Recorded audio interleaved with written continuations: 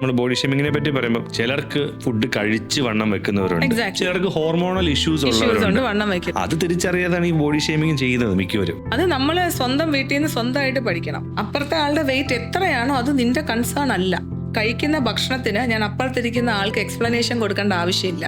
എനിക്ക് 90 കിലോയോ 100 കിലോയോ 60 കിലോ ഉണ്ടെങ്കിൽ അത് എന്റെ കാര്യം. പിന്നെ ഒരു അസുഖത്തിന്റെ ഭാഗമായിട്ടാണ് ഈ വെയിറ്റ് എങ്കിൽ ഈ ഭക്ഷണവും ഇതും തമ്മിൽ ഒരു ബന്ധവും ഇല്ല. ഇപ്പൊ PCOD ഉള്ളവരുണ്ട്.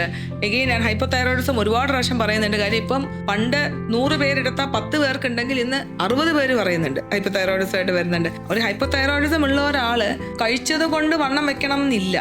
ബോഡി ഓൾവേസ് ഒരു ഇൻഫ്ലമേറ്ററി സ്റ്റേജ് ആയിരിക്കാം, ഒരു ബ്ലോട്ടഡ് സ്റ്റേജിലാവുന്നുണ്ട്. അവരുടെ ഭക്ഷണവും ഇതും തമ്മിൽ ഓൾവേസ് ഒരു കണക്ഷൻ ഉണ്ടാവണം എന്നില്ല. പിന്നെ ഇതേ ആൾക്കാർ തന്നെ മെലിഞ്ഞാലും പറയുമല്ലോ അപ്പം അതിൽ കാര്യമില്ല. പിന്നെ നമ്മുടെ വെയിങ് സ്കെയിലിൽ കാണുന്ന ആ നമ്പർ നമ്മുടെ ഹെൽത്തിനെ ഒരിക്കലും ഡിഫൈൻ ചെയ്യുന്നില്ല. 50 കിലോ ഉള്ള ഹൈ കൊളസ്ട്രോളും ലിവർ എൻസൈം എലിവേറ്റഡ് ആയിട്ടുള്ള ക്ലയൻസ് എനിക്കുണ്ട്. 90-95 കിലോയിൽ ക്ലീൻ ബ്ലഡ് വർക്ക് ഉള്ള ക്ലയൻസും ഉണ്ട്. പിന്നെ ഇപ്പൊ റീസെന്റ് ഒരു സ്റ്റഡി വന്നിട്ടുണ്ട്, BMI ഒരു മെഷറിംഗ് സ്കെയിലേ അല്ല ഹെൽത്തിന്റെ.